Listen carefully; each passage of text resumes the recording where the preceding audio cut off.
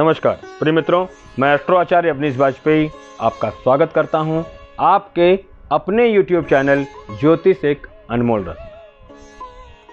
आज मैं आपको विद्या योग की बात बताऊंगा। विद्या योग यानी बुद्धि और ज्ञान का योग। हर माँ बाप चाहता है कि उसका बच्चा पढ़ लिख जाए, विद्वान बने, शिक्षित हो। कौन नहीं चाहता? आप भी चाहते होंगे, मैं भी चाहता हूं, या कहा जाए हर व्यक्ति यही चाहता है। तो मैं आपको कुछ 6 सूत्र दे रहा हूं, इसमें शिक्षा या शिक्षा के संबंध में मैं ये बात करूंगा। कभी कभार ऐसे भी केस आते हैं कि बच्चा नहीं पढ़ रहा होता है और माँ बाप उन्हें मारने पीटने लगते हैं, बहुत प्रताड़ित करते हैं। नहीं करना चाहिए, क्योंकि कई बार ग्रहों का कुछ ऐसा खेल भी होता है कि बच्चा शिक्षा में कितनी भी कोशिश करे, कितनी भी मेहनत करे, कहीं ना कहीं वो नहीं कर पाता है।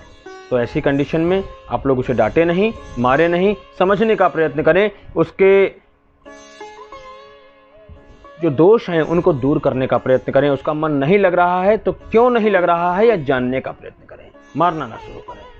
चलिए मैं योगों के बारे में बताता हूं। यदि पंचमेश, गुरु और बुध उच्च के हों किसी भी व्यक्ति की कुंडली में, यदि पंचमेश, गुरु और बुध उच्च के हों, 84 के हों, मूल त्रिकोण के हों, तो मैं कह सकता हूं कि ऐसे जातक की शिक्षा अत्यंत प्रबल होती है, बहुत तेज होता है।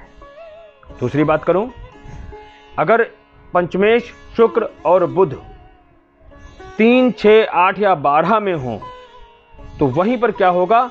विद्या, बुद्धि, विवेक और ज्ञान इनकी हानि कर देते हैं। व्यक्ति बहुत कोशिश कर ले, उसको विद्या नहीं आती, बहुत कोशिश कर ले, बुद्धिमानी के कार्य नहीं होते, विवेक काम नहीं करता है, वो अच्छा निर्णय नहीं ले पाता है। तो इसमें उसको कमजोर समझने का प्रयत्न ना करें, उसके दोषों को दूर करने का प्रयत्न करें। तीसरा, यदि पंचमेश और गुरु त्रिक भाव 6, 8, 12 में चले जाएं, अगर पंचमेश और गुरु त्रिक भाव यानी 6, 8, 12 में चले जाएं, तो जातक की कितनी भी ट्यूशन लगा लो, कितना भी कूट लो, कितना भी पीट लो, कितना भी सुना लो, उसके पल्ले एक अक्षर तक नहीं गड़ेगा। वह बिल्कुल नहीं पढ़ पाएगा, या आपके दबाव में पढ़ भी लिया तो कुछ समय के बाद ही वह सब भूल जाएगा। उसकी स्मरण शक्ति भी बहुत कमजोर होती है। तो ऐसी कोई कंडीशन हो तो बच्चे को डांटे नहीं, मारे नहीं, प्रताड़ित ना करें।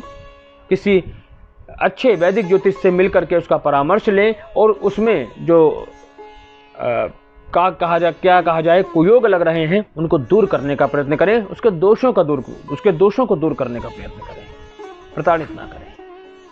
चलिए मैं और बता देता हूं। पंचमेश अस्त हो, वक्रीय हो, मृत हो, सुसुप्त हो अवस्था में हो तो विद्या में कोई खास तरक्की नहीं होती। अक्सर इन लोगों को असफलता ही मिलती है। ऐसी कंडीशन में पंचमेश को बलि करना होता है, ना कि बच्चे को पीटना। यह कोई सॉल्यूशन नहीं है, यह निराकरण नहीं है कि आप बच्चे को पीट लें, डांट लें, उसको एकांत कमरे में बंद कर दें।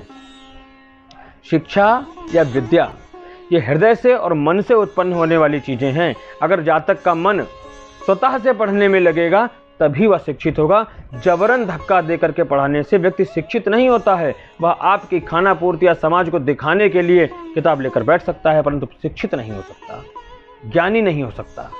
या आपके डर दबाव के कारण उसने पढ़ के जैसे तैसे करके पास कर लिया तो वो भी पास किसी काम का नहीं, क्योंकि व्यक्ति ज्ञानी या शिक्षित नहीं होता।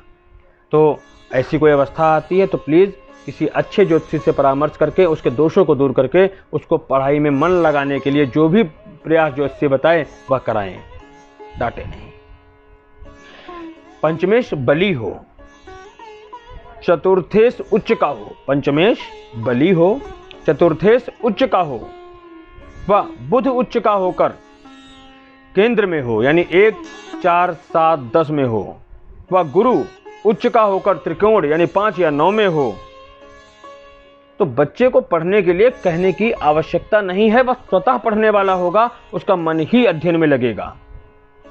ऐसे व्यक्ति के माँ बाप अगर उसको कुछ भी ना बोले, उसके पास भी ना रहते हों, उसको कभी दबाव न डालते हों, या कहा जाए ऐसे व्यक्ति के अगर माँ बाप भी ना हों तो भी उस व्यक्ति को पढ़ने के लिए कहने की आवश्यकता नहीं पड़ती, वह स्वतः पढ़ता है, उसको अपने कैरियर, अपने भविष्य की चिंता रहती है। ऐसा व्यक्ति कुछ कर दिखाता है। और आखिरी मैं आपको बोलूंगा कि चंद्रमा से पंचम गुरु हो, चंद्रमा से पंचम गुरु हो, बुध से नवम या पंचम मंगल हो तो विशिष्ट विद्या योग होता है। चंद्रमा से पंचम गुरु हो, बुध से नवम या पंचम, बुध से पंचम या नवम मंगल हो तो विशिष्ट विद्या योग का निर्माण करता है। तो आपको मैंने आज ये विद्या योग के बारे में सारी जानकारियां दी। मुझे उम्मीद है आप लोग मेरी बात को समझेंगे। बच्चों को नंबर लाने के लिए या बच्चों को मेहनत करने के लिए बहुत ज़्यादा आप लोग हैरेसमेंट नहीं करेंगे बच्चों का। आप लोग मेरी बात को समझने का प्रयत्न करें। बच्चे जो कर रहे हैं अपने तरफ से वह पूरा करते हैं। कोई भी बच्चा फेल होना नहीं चाहता।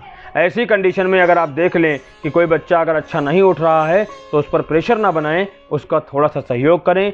किसी आचार्य से मिल करके उसकी कुंडली में दिखा करके अगर दोष हैं तो उसका निवारण कराएं और बच्चा भगवान चाहेगा तो वह पढ़ने लगेगा। मैं भी बहुत अच्छे उपयोग आगे डालता रहूँगा शिक्षा के लिए भी। मैंने अभी बसंत पंचमी के अवसर पर भी एक उपचार डाला था। मैं और भी आगे उपचार डालूंगा कि बच्चे की शिक्षा अच्छी हो, बच्चे ज्ञानी हों, पढ़े लिखे हों और आप लोग भी परेशान ना होइए। यह सर्व पूर्व जन्म कृत कर्मों का ही प्रभाव होता है जो हमको इस जन्म में कुंडली के माध्यम से दिया जाता है। ईश्वर ही देता है, कोई किसी के साथ छल नहीं करता। ईश्वर वही देता है जो हमारे पूर्व जन्म के कृत कर्म होते हैं, वो हमारी कुंडली में दर्शित होते हैं। इन्हीं शब्दों के साथ मैं अपनी वाणी को विराम देता हूँ। हर हर महादेव, शिव शंभो।